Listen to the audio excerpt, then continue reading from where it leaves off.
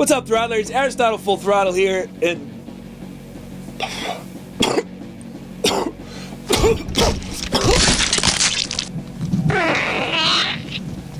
Check, please.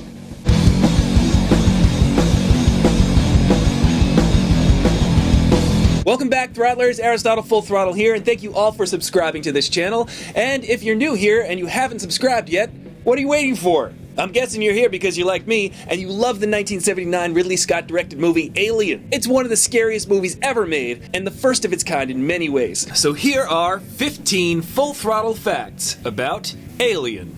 Alien was made in the wake of the success of Star Wars, and since it was the 70s, people were still reeling from 1975's Jaws, one of the best and scariest movies ever made about a shark. And as a result, 20th Century Fox was like, I don't care, just make a space movie. All the kids love the space movies. And apparently, they love sharks too. Alright, I got it. Let's make a movie that happens in space. With space sharks. Which is pretty much what a lot of the studios were thinking at the time. And that is why we got movies like this. And we got movies like that. Because they all wanted to be Star Wars. Even this movie.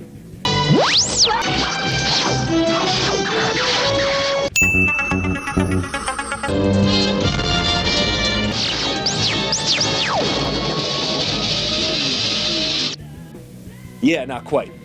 In space, no one can hear you scream, which is the tagline of this movie, but it also happens to be true because space is an imperfect vacuum, which makes it nearly impossible for audible sound waves to propagate. Which pretty much goes against everything we've learned in Star Wars. Are you telling me Star Wars isn't real? Anyway, what did they know a long time ago in a galaxy far, far away? The basic concept for Alien comes from a low-budget John Carpenter film called Dark Star, where the original alien looked like this. Oh, he's cute. He looked like a moldy tomato beach ball. I just want to add him to the collection. It's my beach ball collection. If that thing was chasing me, I would bump and set it. The writer of the script, Dan O'Bannon, was working on Jodorowsky's Dune with other artists like H.R. Giger, and it was to star the likes of Mick Jagger and Salvador Dali, no less. Surreal, man. Sadly, that version of the sci-fi classic was never realized. But there's a really great documentary called Jodorowsky's Dune that you should definitely check out, because it would have been crazy. And though that production was never made, some of the writers and artists who met while working on it migrated over to work on Alien. So you can kind of get an idea of what Dune might have looked like. Swiss surrealist H.R. Giger and Peter Lorre lookalike comes from an industrial design background, and his art usually combines the organic with machinery. Dan O'Bannon and Ridley Scott were so taken with H.R. Giger's artwork because not only is it frightening, it also expresses aspects of both the masculine and feminine simultaneously. When finalizing the design of the xenomorph, it was decided that it would have no eyes, so that you couldn't tell it was looking at you. But if you look really closely, you can see a human skull staring right back at you. Creepy. Some other designs that H.R. Giger worked on is the alien from Species, which, you know, it's pretty much the alien. It's an alien. But I guess the biggest difference is, this one's eyes are up here. He custom made this epic microphone stand for Jonathan Davis, singer of the band Korn. And he also worked on a German movie called Killer Condom. Giger must have had a weird upbringing. I can't imagine what his childhood drawings looked like. Well, while Dan O'Bannon was working on the script, he originally titled it Star Beast. But he finally changed it to Alien because, you know, it's cooler. Also, Alien can be used as an adjective and a noun, and a hat, and a brooch, and a pterodactyl. But Star Beast, though, I was first runner-up on Star Beast. David Chappelle receives 4-star. A perfect score. One over, David. Yeah. The cast was deliberately written as gender neutral, referring to them only by their last names. Though writer Dan O'Bannon never thought of Ripley as a female, Ridley Scott knew that Sigourney Weaver was right for the role. As soon as he met her, he was like, this is her, put a flamethrower on her, throw her in a spacesuit, and just shoot her out into space. And boy, was he right, because I can't picture anyone else in that role.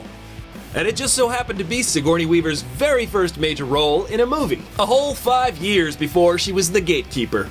That's a different look for you, isn't it?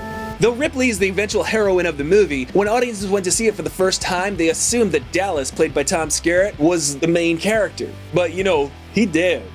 In fact, there's a deleted scene showing Dallas being turned into an egg. Because before James Cameron came up with the idea of a mother queen laying the eggs in the 1986 sequel Aliens, it was originally conceived that the victims of the aliens were turned back into eggs, thus completing the life cycle.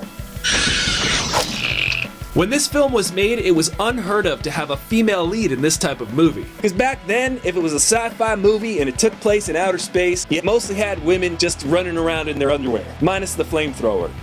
Best of both worlds.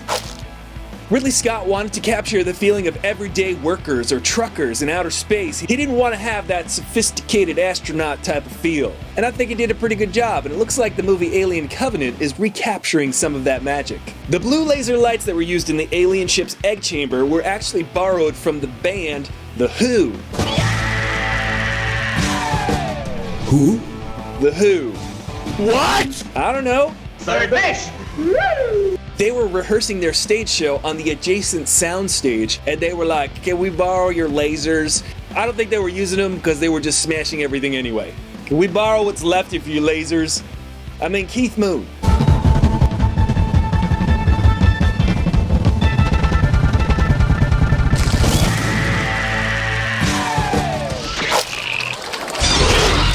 The very first Alien video game was made for the Atari 2600, and it was Pac-Man. It's Pac-Man. Yaphet Kotto plays Parker, but he also happens to be Crown Prince of the Royal Bell family of the Douala region of West Africa's Cameroon. That's quite the title.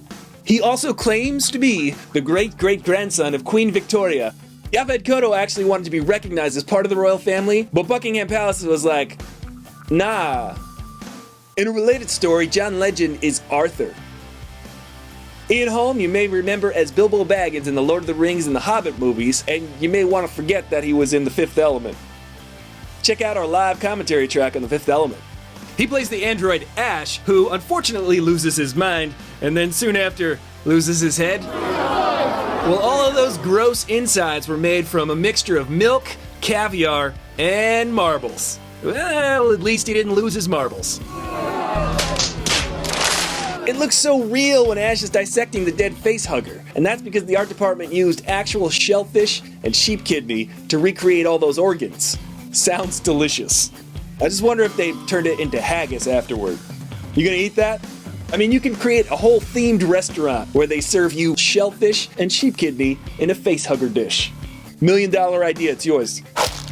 Speaking of delicious, when they're all sitting around the dinner table and the alien starts to burst out of John Hurt's chest, the cast was not aware of the extent of the practical effect that they were about to witness, and they were doused and covered in blood, especially Veronica Cartwright, who fell down and realized that she was still in the scene and got back up and continued screaming. Oh, and by the way, that's real pig blood. A genuine article.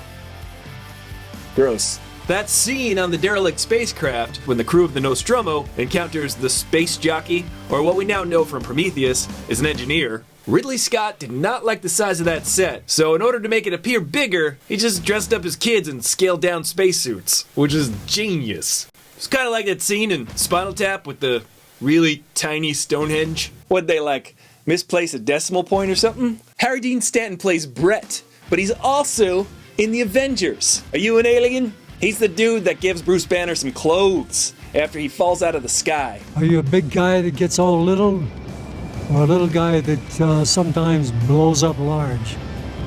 Here's some clothes. I just keep a spare set of clothes on me. Ridley Scott wanted it to seem that no human could be inside the alien suit, so while they were trying to figure out whether they should go with a puppet or a man in the suit to play the alien, one of the crew members just happened to be in a local pub where he spotted the 6-foot, 10-inch Bolaji Bodejo.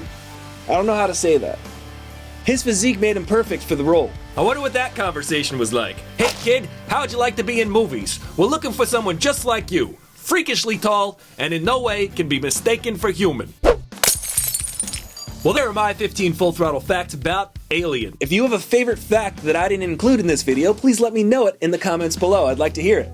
Hey guys, I just wanted to take a minute to say that I started this channel a year ago because I believe in the universal power of arts and entertainment. It's what brings us all together as people, no matter where you're from on this planet, or whatever planet you might be from. So I want to thank all of you OG throttlers who have been supporting me from the very beginning, and I want to thank all of you brand new throttlers who keep subscribing every single day. You guys are awesome, and this channel would not exist if it wasn't for you, and you, maybe not you, but all of you guys. This is why I do this. So if you enjoy what I do, let me know by leaving a like or a comment below. And remember, Patreon is a great way to help this channel grow, so if you want to support me on that, I really do appreciate it. Thank you guys very much. I'm Aristotle Full Throttle, your bro in the know with the fro, and I'll see you later.